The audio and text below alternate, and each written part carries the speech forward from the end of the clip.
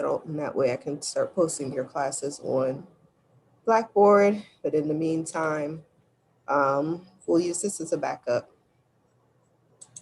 I think it's once we got past that initial public-private situation, y'all are able to access the videos okay? Yes. All right, cool. And I've been trying to do better, Elijah, about like video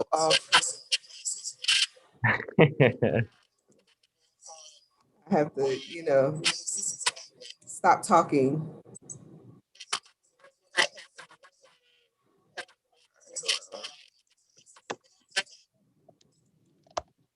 don't know why it does that.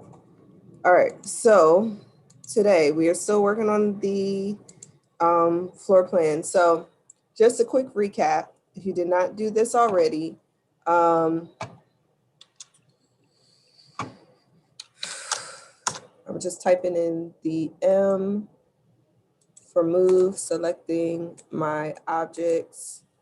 I don't know where, oh, see, you see why it was important for us to scale? So these were these little dots over here were the original blueprints that I brought in. And we thought, that was the right size, and obviously it wasn't. And then when I scaled it up using the door width, then it gives us the actual dimensions. So does anybody need me to go over that again? Like the whole bringing in the documents, scaling up the process situation? Yeah, can you talk about Uh, how to scale it again? Okay, so you understand that you're you've set up you've set up your layers. You have made sure that you're drawing units, and you can type in units down here in this toolbar. You make sure that your units are architectural, your angles are in decimal degrees, all that. But the most important thing is that your length type is architectural and your precision can be 1/16. That's fine. So those two things, very important. Layers, units. Then when you bring it in, you just hit attach. And let me see, we'll bring open, specify a insertion unit, and you just drag it up to whatever size, right? So now, like I said, David Aja's doors and windows and things like that aren't necessarily proportioned to the regular standard doors and windows. They're custom to this particular property. So I chose to use an interior door in the plan. So what I'm going to do is pick another plan, and a standard dimension here that we could utilize would be the car. Cars are typically 8 feet in width, sorry. And so in order to scale it, I'm going to type in scale. I think you could actually just type in SC, select it. Wait,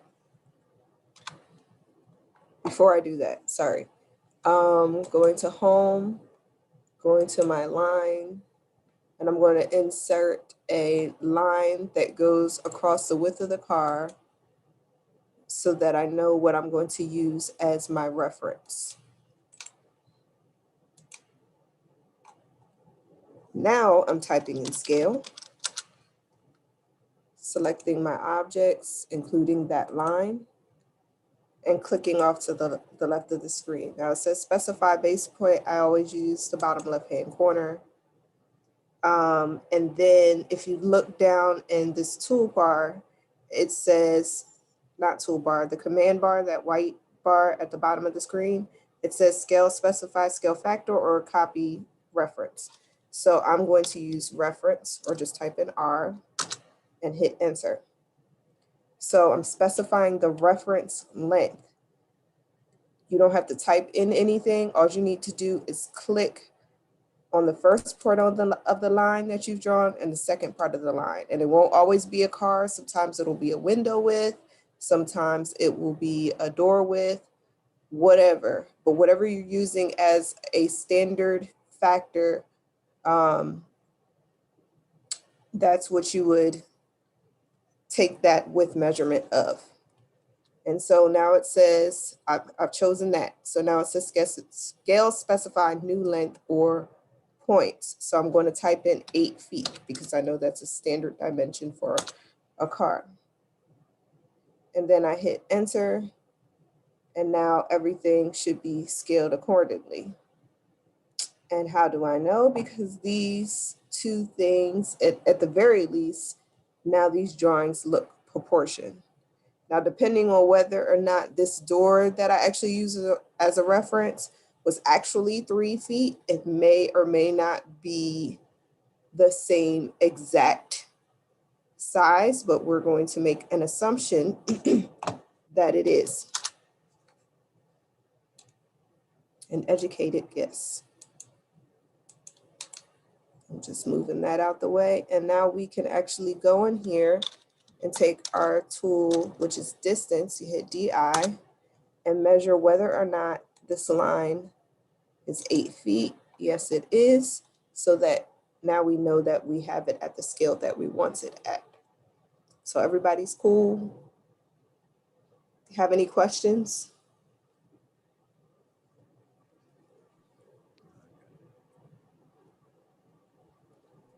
No? Okay. So now, next step. What we're going to do is begin tracing our floor plans. What's kind of interesting about this particular home is there is a lower level. I feel like I mentioned that, a deck, etc. So there's multiple levels that we are working with. In order to trace this, we're going to change our layers. We're on our home toolbar. We're going to, no, don't do by layer. We're going to go to our exterior wall. And instead of using lines to trace, we're going to use polylines. And polylines are essentially they're connected line segments. So you can either type in PL, or you can go up here and select the polyline tool in your toolbar. So we're in the correct layer. To specify first point, I just start at a corner of the building and go around.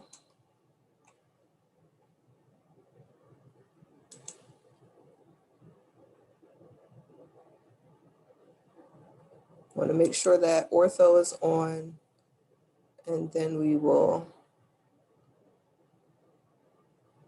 snap back to this corner. Now, instead of us going and doing the same exact thing on the interior wall, we're going to use a tool called offset. But before we do that, we want to get an idea in order to create wall thickness, I should say that. So we want to get an idea of how thick this wall is. Since we've already, scaled the drawing, we can just go to our scale line layer and draw a line from the interior to the exterior wall. No, I don't want to snap it to the corner. Stop. And to get to the line tool, again, you could just type in L for line, or you could go up here to the upper left-hand corner of your home toolbar and select it there. It keeps snapping to this. So because we don't want it to do that, we're going to turn off the snap function for the time being and draw a line from here to here.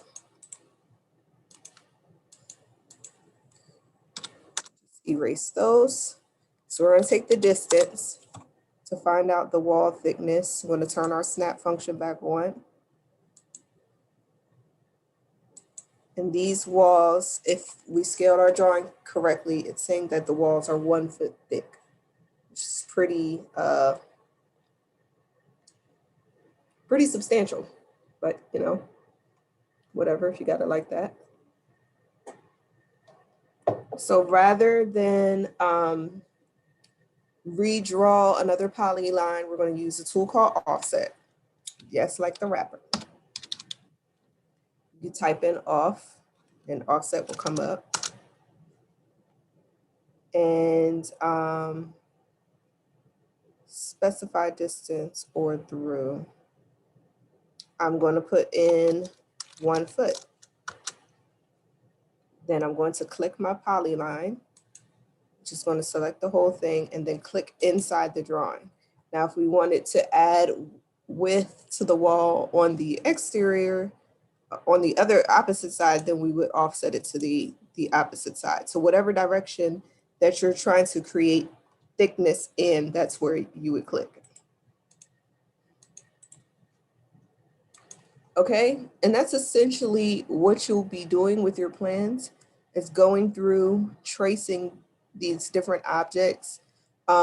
These are countertops, so it helps to put that type of information in so that you know when you go to render your plan in Photoshop that this is a kitchen. So it helps to put some of your fixtures in. Wait, I'm on the wrong layer. We want to get back on the right layer. This is not typically, this is actually not the correct layer to be drawing interior fixtures on. You would set up a new layer for that. But your professor is a little bit lazy. So I don't encourage your laziness. However, just know that if you were doing this yourself, that's what you should do. Now, sometimes as we are drawing, when you have the snap function on, things tend to snap off to the nearest intersection or the nearest corner. You can actually go in. So if you go to this, can everybody see where my pointer is directed? Yes. To this toolbar in the lower right-hand corner and click on this. You can right click on it and you can determine how you want your snap function to operate. Do you want it to select endpoints, midpoints, center points? Do you want it to tell whether or not lines are parallel? Do you want it to determine where the nearest intersection is? Those type of things. So you can make those distinctions in your object snap settings, but it helps to have it on. I like to use perpendicular too. It helps to have it on so that you don't have issues like this where your wall is just kind of going off into an angle that you don't want it to. You want to maintain straight lines. So in order to fix that, hitting escape, I can't see against this white background. In order to fix that, I put the perpendicular settings on here. So now I was able to click on the end, what do they call these? Toggles of the line, that endpoint. And then once I dragged it down a little in the direction that I knew it was supposed to go in towards the angle that I wanted it at a 90-degree angle, the intersection or the perpendicular tool will tell me at what point those lines are supposed to meet to make it straight. So you're going to go through your drawings. You're going to trace just about everything. We can include our stairs for the sake of a rendered floor plan. We want to designate where stairs are. Even though we're going to put new furnishings in our building, it helps to put the furnishings in there already so that when you're rendering it, you can say, oh, this is where the dining room table should go as it relates to the kitchen, or this is where the bed should go, just so you have some reference point or knowledge of what's supposed to be there. Now there's a way to bring in AutoCAD furniture, but a lot of times those things have a lot of lines within them. And since you're going to cover them with furniture, like realistic rendered looking furniture anyway, I would just recommend bringing in, like covering them in rectangles, and then you can label them and just say, and I clicked on my text tool, but you can select, you can actually type in M text. Oh, it's so tiny, it's so tiny. And then you can type in table so that you know what that rectangle is. Because once we finish our drawing and save this out and we move the lines off of the PDF to be plotted to Paperspace, it's not going to show the drawing that was behind it previously.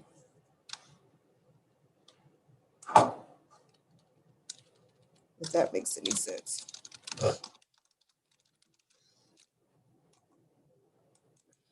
always feel like I'm spelling that wrong. And hit enter, nope. Well, how did that come up? This is super tiny, so we could scale up this text. We could change the size.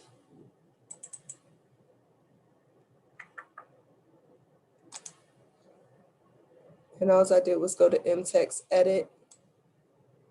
And up here, my toolbar pops up. Why is it at a 3/16? Trying to think, what is the best way to do this?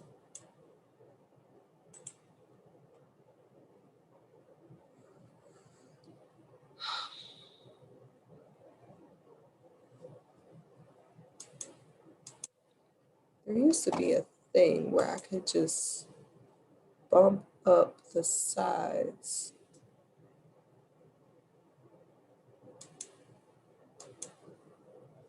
This changeable effect. Oh, yes, yes, yes, yes.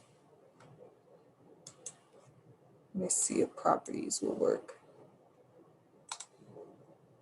So with AutoCAD, because they're so, the point of the tool is to create scale documentation, 2D documentation, really. They do everything with like to the size of the unit that you're using. So if you have an element in a drawing like text, it doesn't just say, all right, so this is at 12-point text or 14-point text. You actually have to scale it up to the size of the drawing. So if this is at a particular, this drawing is at a particular scale, we need to bump it up via the text height. So it might be that we want to see it better, so we'll change it to, I changed it to 1 foot. Why do I feel like dining is spelled wrong? Your professor cannot spell. It's not my ministry. I admit this to myself. So now we actually have a text size that we can read. Sometimes you just gotta play with the text height, but what I did was I clicked on it and then I right-clicked and went to properties and then changed it under this drop-down menu that says text and went to text height and put in 1 foot. And the only reason I knew to do 1 foot is because I can see that my wall thickness is about 1 foot. So I wanted it to read to about the same height. So it's changing the height of the text and not the point size, if that makes any sense. It might not. It took me a while to figure it out and understand it. So if it doesn't make sense, don't feel away. And then rather than go through that process over again, I'm just going to copy my text. I have to take ortho off so I can move it wherever I want to. And then I'm going to edit the text. So now all of the same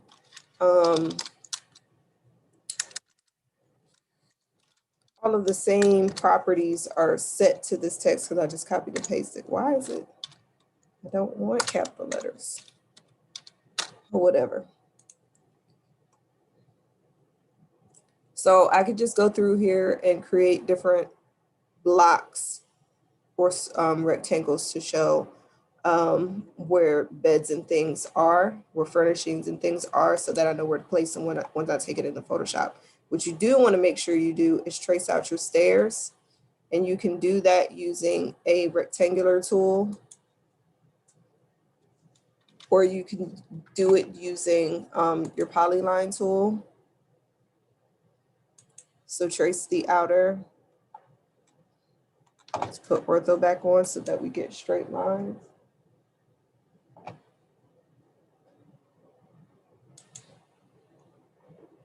And go around. I hope this is helpful to you guys. I'm not sure if you're already familiar with this program or not. If I'm boring you, I apologize. And then again, we'll DI the width of the lines that are there. We could put in a reference line. I'm just going to click in between. And so that gives us about 4 inches or 5 inches. So I'm going to offset that polyline to be 5 inches. And because our units are standard already, we know that we're going to get inches. Now, another tool that is going to be necessary for your use is the trim tool. And what you can do is create a line that intersects, like for instance, if you want to put a gap in between the two walls where you offset around the stair, I can put in lines that are perpendicular to it. And then I type in trim. There's a lot of different ways to use this tool.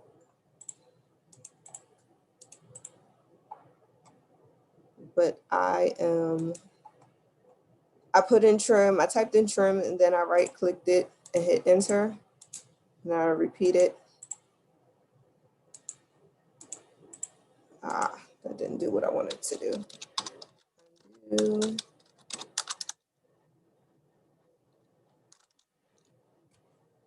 All right, so it did it to the first one. The second one, select object to trim or should select to extend. So you want to type in trim and hit enter twice. And then you can click the line and it'll clear out any lines that are in between the perpendicular lines. And then you can go in and trim off this excess as well. So you don't have to keep going back in and retype in the command. It'll just allow you to keep trimming objects as necessary. So everybody get that, because I feel like I made that more complicated than necessary. I'm going to do it again down here. Actually, I'm just going to move this. Our perpendicular snap is still on. I want to move this down here so that that reads correctly. So this is your entrance to your door and you're going up your stair. Now, in terms of your lines for your stairs, you can draw in a line. It's still snapping to places that I don't want it to snap, so I'm gonna turn this off for a second. Object snap can be very helpful. It's just sometimes it senses things that you don't want it to sense, and then it may throw you off. But if you're just need to draw a straight line that intersects with two things, you can use your ortho line. So does anybody know what the width of a stair landing, not riser and tread, your tread is?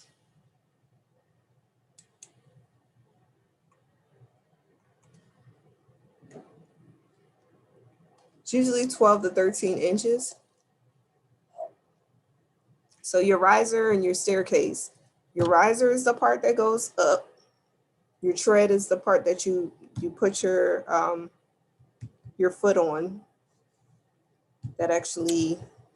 that's where your foot is placed and land, and then you step up to the next portion. So we wanted to know what the width is standard for a tread. So I'm gonna trim off this excess rather. And then I'm going to offset my stairs by 12 inches. It's not giving me what I want in terms of distance, so I'm gonna do 13.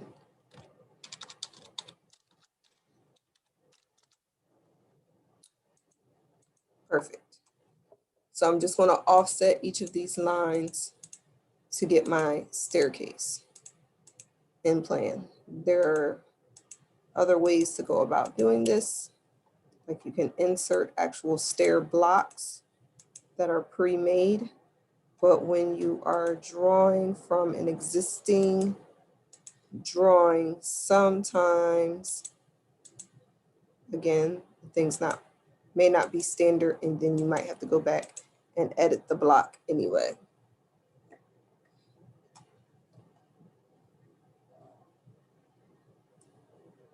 Anybody got any questions? Y'all are very quiet. Y'all know this stuff, like you've done it all before. What's going on? What's happening? What's shaking? What's popping? Can I be honest? Yes. Can I talk to you after class, if that's okay? Sure. All right. Does anybody else need to have a conversation with me at the class or during? I have a question. Yes. All right, for when we like tracing, how many layers do we need to do? Like, do we need to do a separate layer for like the interior and exterior, for the furniture, for like the cabinetries, all that stuff? Yes. It helps to put everything on different layers just in case you have to edit things. Mind you, I've been putting everything on the same layer, which is not good. But in case you have to edit things or turn off layers, period, whenever you're working with any type of documentation that will allow you to separate objects on layers, you should definitely utilize them. It's just your teacher is a little bit lazy, so she did not do the things. I just wanted to make sure that you had some idea of the necessaries to do this. Now, so what you're going to need to do is trace out whatever floor plan you're using. Like I said, there are colors associated with different objects. So you can actually go into Google and say, you can Google AutoCAD layer colors standards.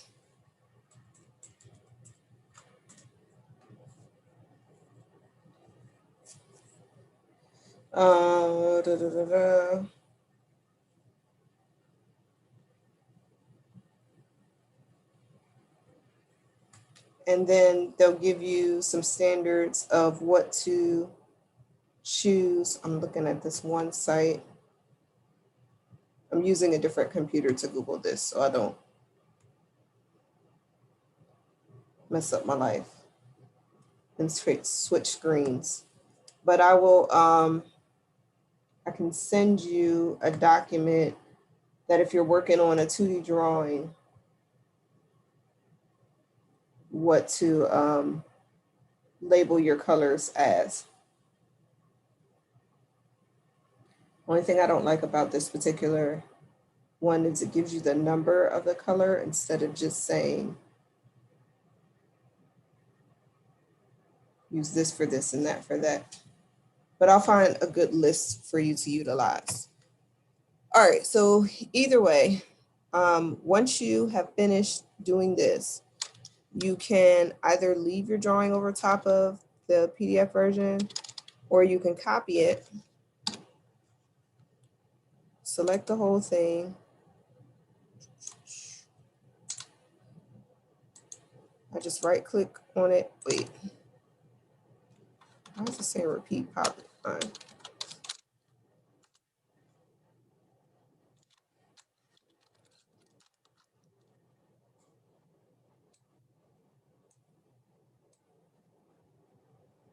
Now this is typically, if you have a hard line drawing already that's like computer generated and produced, I wouldn't necessarily say you need to go through all of this.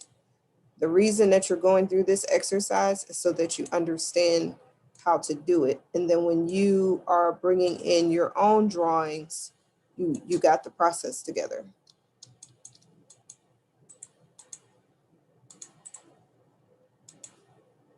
I want to delete this object.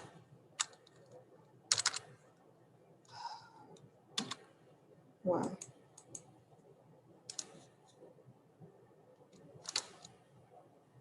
See if it will just allow me to erase. Okay.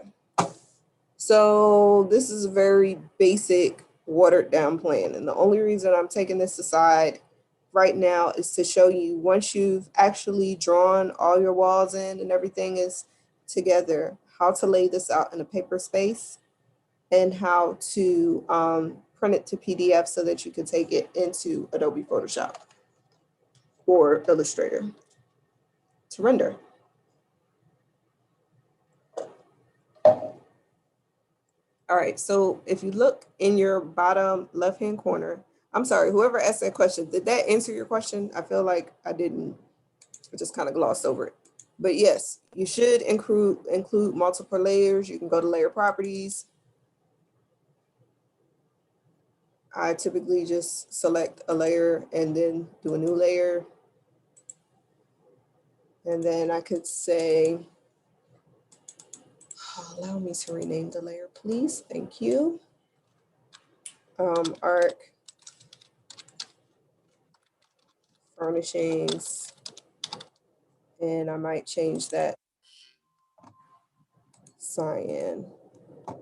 And then for fixtures, oh, this little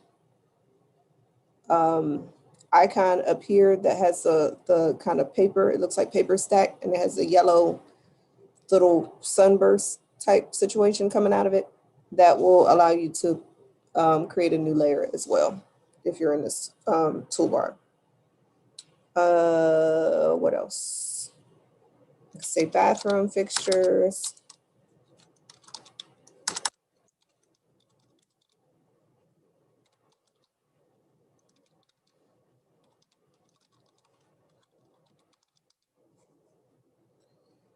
And change the color there, or sometimes multiple layers might actually be the same color.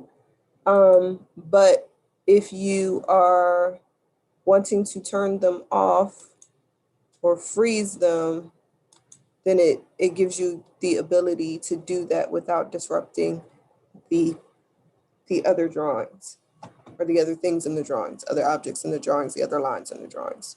So that is the whole point of setting up multiple layers. And then sometimes you will need to indicate that something is above and below, or create a thicker line or a dashed line. And you could go here to continuous line type right here. This is the bar. So you would click on the layer to change the line type. Right now it's continuous. So you click on what it is for the time being. And then whatever line types that you currently have available in your layer toolbar is what will come up. If you don't have the type of line that you need, you can go to load and then select the type of line that you need. And that would all be determined based on whatever you're trying to represent. I'm just going to do a dash space so you can see what it looks like. And then that layer is current. Good. We'll close that out. I'm going to create a polyline with that. If you scale in close enough, then it should have a dot dash. Another thing that you can do is adjust the properties so that you can see whether or not the layer adapted to what you asked it to be. It did not.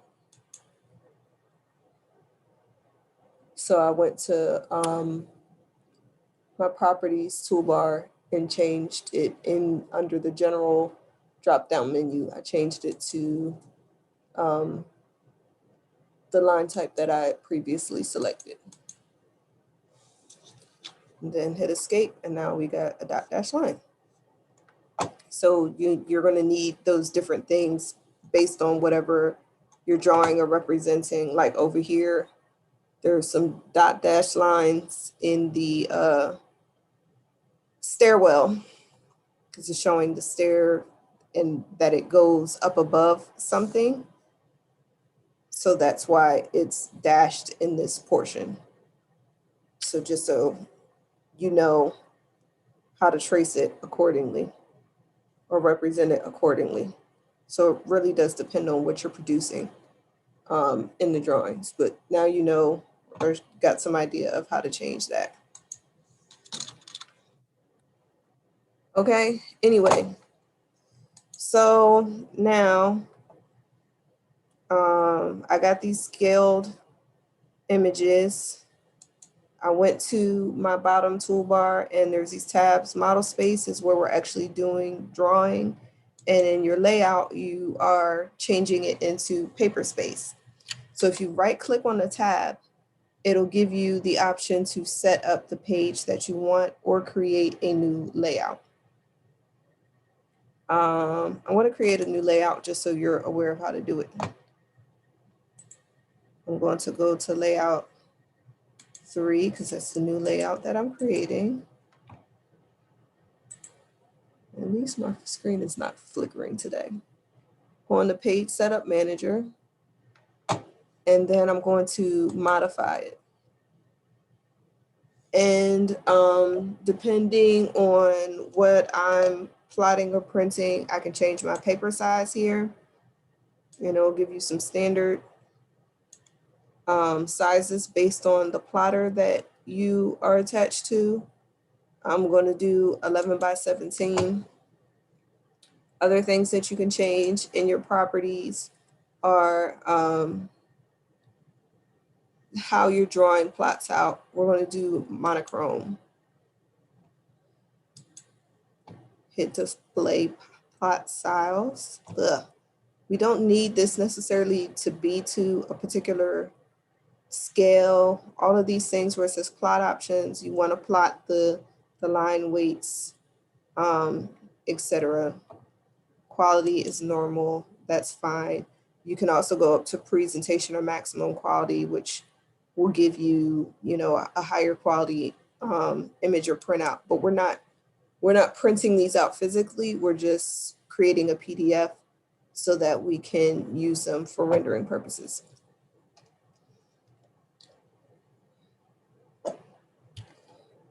Excuse me. And then what you can do is you can go to window and determine what portion of the drawing that you want to plot out. I'm going to click over here. We can scale our line weights, or we can fit it to paper. I'm just going to fit it to paper for the time being. If we weren't fitting it to paper and we were doing it at a custom scale, then you could change this based on whatever scale you want it to plot out at.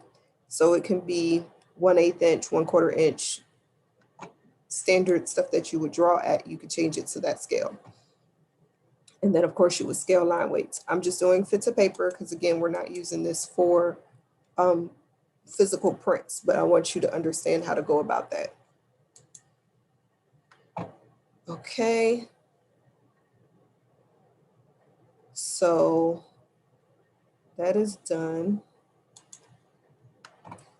So we got all of this on here. It's actually printing out with the, because I selected the drawing with the drawing behind it, it's printing out with it all on there. So now I'm just going to hit type in plot, continue to plot a single sheet. And I just want to change my plotter to Adobe PDF or whatever option that they give you to do a PDF drawing. Otherwise, this particular computer is hooked up to the printer in Wilcox C, so that I don't want that. I just want a PDF. And then, nope, I don't want to do any of that. Silken House, layout 3. I'm going to save it in my documents. And now I have a PDF or line drawing of this house that I can edit. So you're literally going through this process for this project, you're going through this process so that you understand how to set up layers, how to bring in a drawing and scale it. So if you're taking your hand drawings that you produced in first year or currently, you can take them in here, scale it, trace it out, and then save it as a PDF so that you could take it into another program to be rendered. Pretty sure you can do similarly. You can do the same thing in Revit. I just have to go back over the process myself and then come back and show you, because it's been a while since I've done it. Typically when I'm scaling drawings, I do it in AutoCAD and then transition it into another program. So now we are going to take this plan into the Adobe Photoshop. The whole idea is so we can get a hardline drawing that we can render. So I'm going to take this into Photoshop, and I'm not sure if y'all can see my screen or not. Can you still see my screen? What do you see? Is there Photoshop on this computer is the better question. Oh, why? I don't have Photoshop on this computer, of course. So I will have to log into my other computer to show you how to do that. I have AutoCAD on one computer and Photoshop on another. I don't have both programs where they need to be. All right, but before we go into the actual editing of the drawing in a Adobe program, what you can do is start collecting things that you're going to need for the rendering of your drawing. So you can go to Google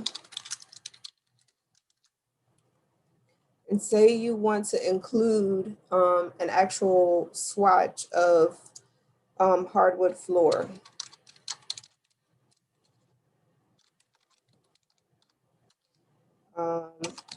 Plan. So you can go into your images and pick a hardwood floor type that you want to use in your rendering. You could click on that swatch online. So now we're in Google, we're just selecting out materials for what we might want to use in our interior rendering of the floor plan. And we can save this image as, and that can be, dang it, it's a web file. I don't want a web file, I want a PNG. Oh, let me see if this will work. Save image as, okay, good. You either want it to save as a PNG or a JPEG file, and you can name it floor swatch. So this is so that you actually have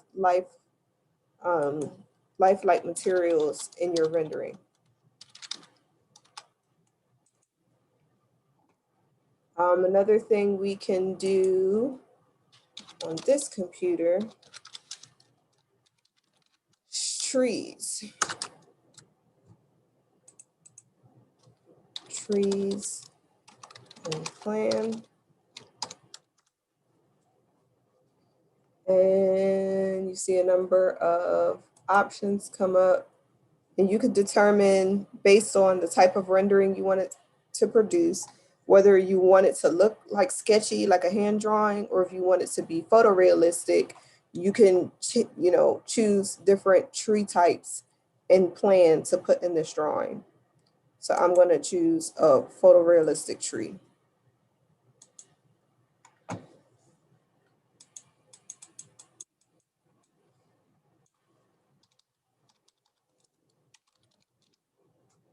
What else might we need? We can do furniture.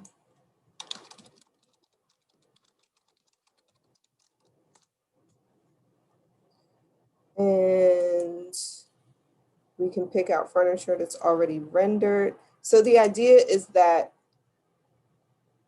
the end result of what we're doing in Photoshop, we're working towards something that looks like this, where you have a rendered interior that shows the materials, that shows your furnishings.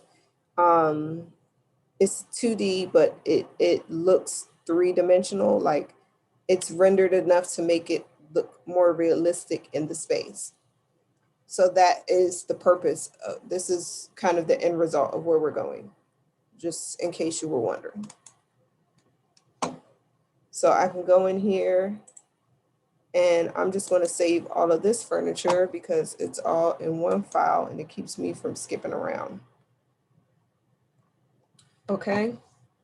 I would recommend going to your, everybody saw what I did there in terms of finding these elements. Yeah. Okay, cool. You can take your plan. And the same thing with rendering your elevations. You would just do the same thing, but in elevation. So you can go in and look for people.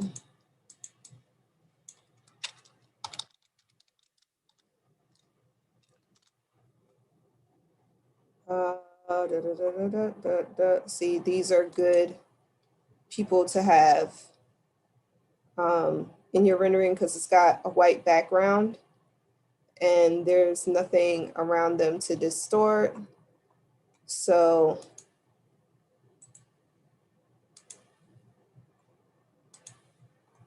they might not be dressed to be in a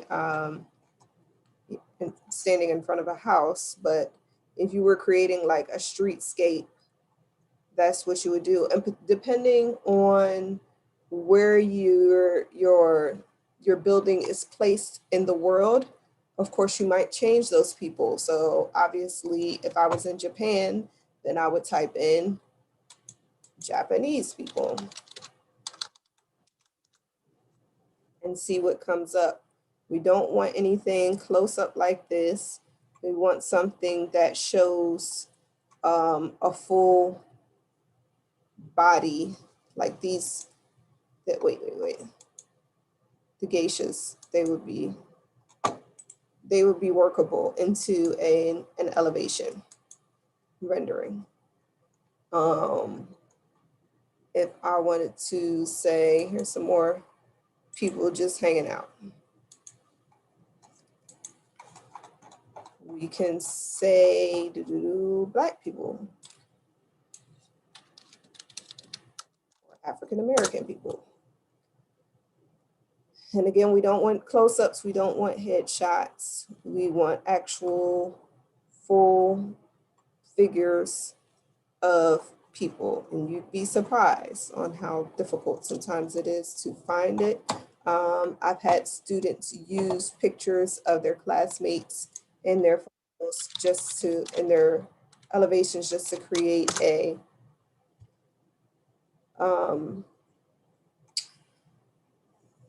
a photorealistic image. So you want something where you could see them from head to toe. You can also do, here we go. This is a nice couple.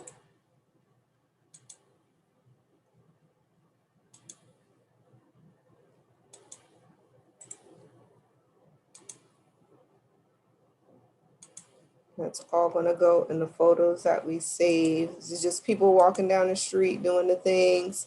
If you wanted to put a bench in front of your house, you can get people sitting down, but you want that background. It helps that the background is clear because then you don't have to go in. This is good. You don't have to go in and take the background out. All right. So that's what you can do after you have finished tracing out your plans. Then you can start going in and to Google and saving out the different elements that you will need to build your image. Because at the end of the day, what we're trying to get to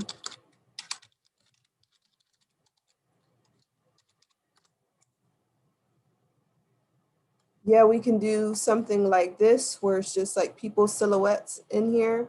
And you can actually render this on a computer to look like it's hand rendered. So you can change, you can select textures that look like it's watercolor wall texture or something like that.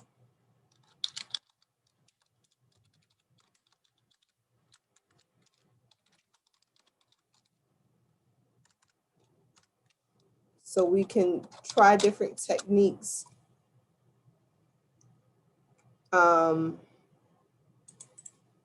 This is a good one. This would be a good sky. So we can try different techniques and different styles. It's a nice watercolor brick. Y'all get the idea of what I'm saying? So whatever it is that you want your style to be, that you would determine. And then you can also determine like what type of people you want to put in there. Don't worry about if it has a shock symbol in the middle, don't worry, we can edit that out.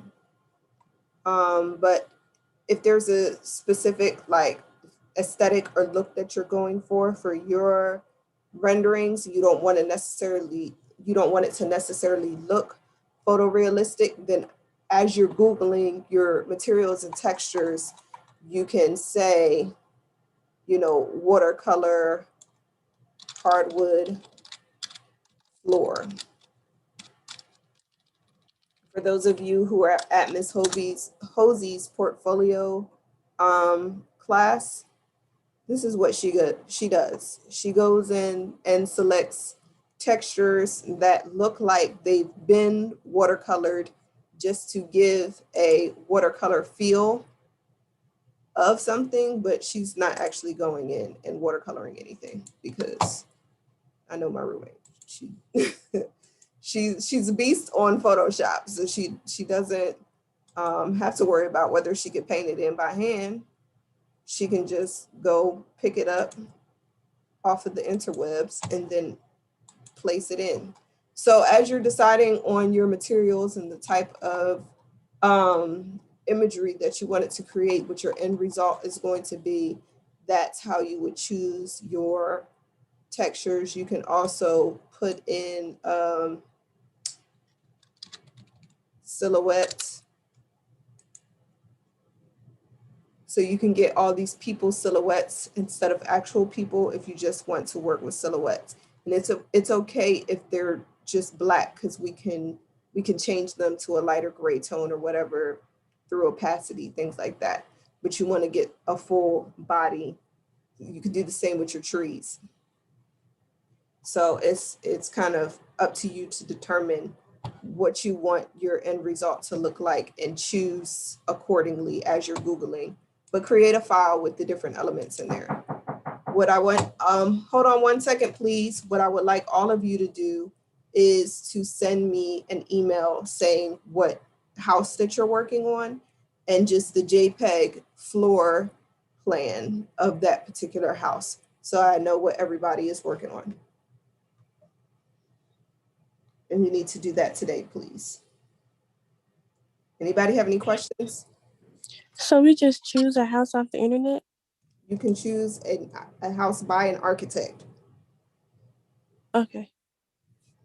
And we're going through this whole process so that you know how to take your own drawings, hardline them in a program, and then render them using Photoshop or Adobe Creative Suite. So we're finding a floor plan of I guess from a house from a different architect, and then we're gonna attempt to bring it into AutoCAD. Yes, Okay. and I will send you the recording links for both of these classes, for Wednesday's class and today's class. But for now, I just want you to send me an email, like right now, saying what house you're doing and who the architect is, and the copy of that floor plan, so I know what you're working on. All right. Sounds good. Okay. All right. All of you have a good weekend. Deja, let me give you a call after I get out of this faculty meeting, and then we can have our chat.